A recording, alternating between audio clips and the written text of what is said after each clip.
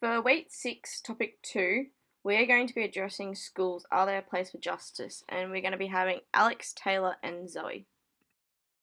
So, just a quick overview. Firstly, we'll be looking at the background to the issue. What is social justice and what does it mean in an educational setting? Secondly, the practical implications in the classroom and for the teacher. How does social justice affect us as teachers? How can we prevent social justice? And then thirdly, just a quick summary with a case study and how that applies to justice within education. So here are two definitions that I'm going to read to you, and here are some key ideas that I've pulled out on the slide. Social justice in education is a process that is orientated towards achieving a goal. The goal of social justice in education is aimed at equal participation in all groups of society that is shaped around their needs and beliefs. It means that resources are equitable to all students and all students are physically and psychologically safe and secure in a school environment. That's Bell, 1997. And then we have social justice highlights the importance of anti-racism education and reducing racism within society by Vigilante, 2007.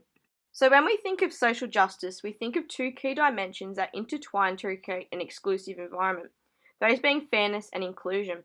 Equality in education is evident to be controversial and transcends the area of education surrounding economic, political, and cultural factors.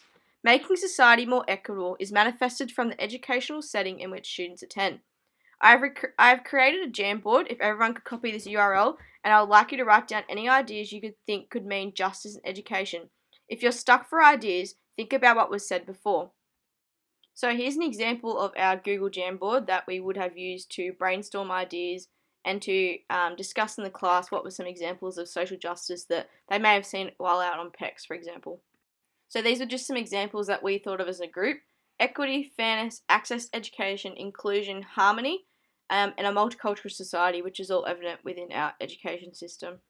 So these are just some questions that I put up to generate some ideas in what we think social justice could be and how it is made within an educational setting. So we've got in schools, who makes the decisions and who is left out, who benefits and who suffers, why is a given practice fair or unfair, what is required to create change, and what alternatives can we implement. These all occur at macro and micro levels. So this is just a quote from Nelson Mandela that as a group we thought was pretty relevant to our topic of justice. Education is the most powerful tool which you can use to change the world. So moving on from that powerful quote by Nelson Mandela, we're going to watch this quick video about equity and the social issues that affect our young people in schools today. Every child is born with the potential to learn and achieve, but household income, ethnic background, even the postcode they live in can radically impact their future.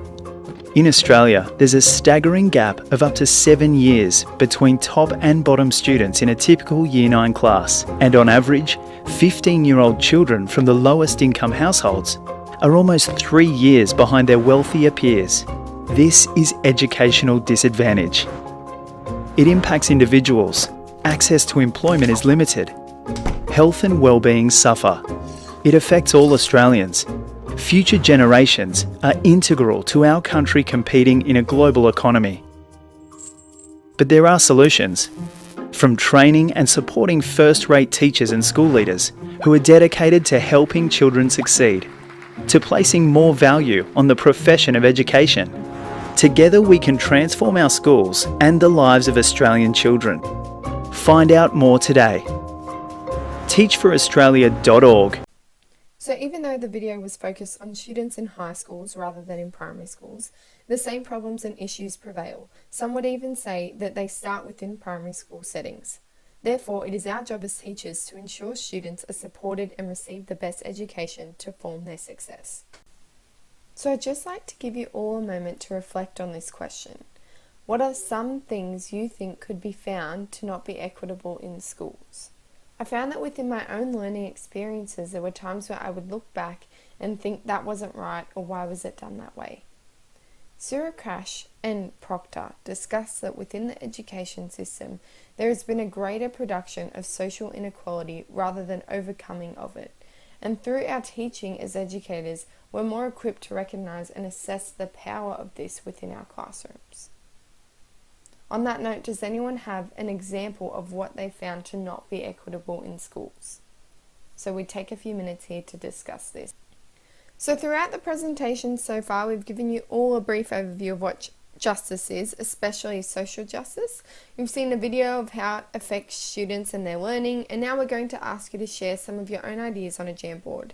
So if you could all get out a device and type in the link, we're going to ask you to add to what we already have started and answer the question, what would be considered social justice within the classroom? We'd give each of the participants 4 to 5 minutes to do this before going through the answers on the Jamboard to discuss any ideas and elaborate on what some people have seen. So through some of our own research when regarding the topic, we've come to understand what justice in the classroom would look like. It would include a range of resources, providing access to all students in ICT, moving away from the one-size-fits-all curriculum, the importance of building a safe and supportive environment for the students, and making sure that there is an interaction and participative learning for all students, as well as empowering them within their own learning and within themselves. So now we're moving into some of the teaching implications and what this means for us as teachers and how we can use it in our teaching practice.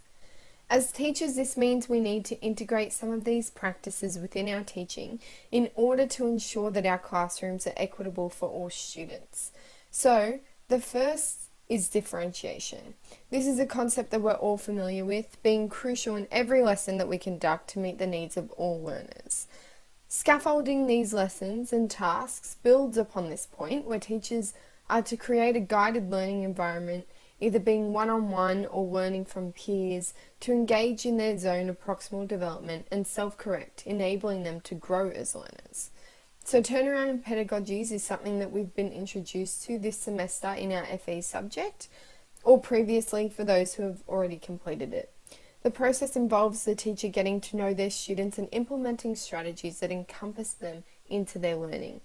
Vygotsky spoke about this and the use of pedagogy to sense the human characteristics and relationships between the individual and the world in which they live. Being able to encompass this within their learning enables the students to grow. So teachers need to be culturally responsible in their pedagogical practices. This means that we're relating the curriculum content to the students' backgrounds, as well as building relationships with their families and the communities in which they're from. This approach involves teachers seeing the strengths in their students' cultures and using this to enhance their social and academic achievements. So Bowlesy did a study in the US that found that teachers who were culturally responsible not only empowered their students but had very few disciplinary problems in their classrooms and high attendance rates. So the strategy can be linked to the creation of a safe and supportive environment, which we're all aware through the quality teaching model can provide students with not only a safe place for them to be themselves, but where they're accepted and included, not discriminated against because of their looks, beliefs, sexual orientation, or religious background. So finally, the fostering of students' learning on social justice issues fosters the students' learning about the social justice and cultivates and educates them. So according to the work from Fugg, Crunchfield and Jennings, teachers incorporating social justice content within the learning, they're forming the theory into practice for their students, so making them more aware of what's happening around them in their environment. So this can include using case studies on certain populations, addressing social justice and human rights issues, completing assessments on historical figures who fought for these, such as Martin Luther King Jr. or Nelson Mandela. So of course some of these issues are based on higher age groups, so you'd introduce it more in a high school than a primary school, but there are ways in which you can integrate it into the younger age groups and years. So as previously stated, it's our job as teachers to create environments that are inclusive for all students and educate them of the issues and injustices in the society and the world around them, and create a place that's inclusive for them and that they feel safe and supported in. Hello everyone. The activity that was going to be completed within our presentation was to create a paper person chain. The paper person chain activity involves every student representing their culture, identity and interests, and demonstrating this through a drawing of one paper person. In the presentation class, everyone will receive one paper person each, and they would have time to draw and represent themselves. I have created a video that shows how the paper chain could be done. Within my example, I drew 3 paper people, one to represent my identity of being a Christian, and 2 other people I used to represent my hobbies of baking and netball. However, students would only have one paper person to complete purely to save time. Let's watch my example to get some understanding of what is meant by a paper person chain.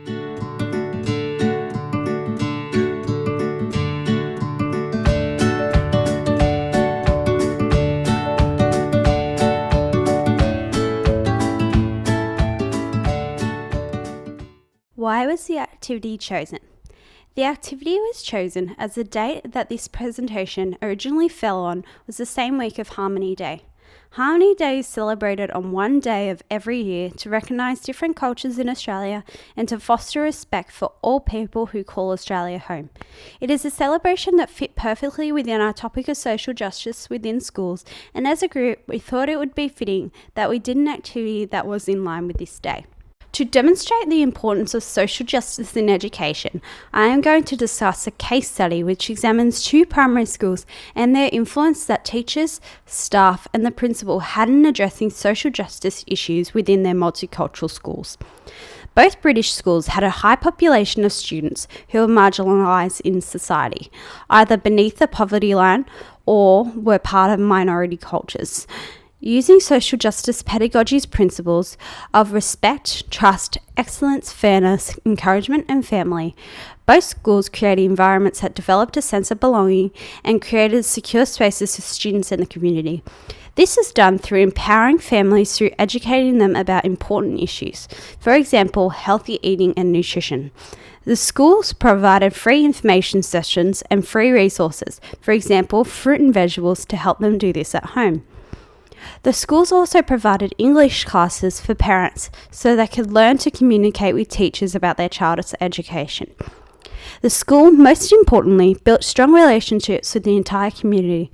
An example that struck me most was that the head principals at one of the schools went with parents to help them with their visa applications. He brought a dictionary with him to translate between English and their other languages to assist them in completing these forms. This showing that the teachers went out the way to help build strong community ties.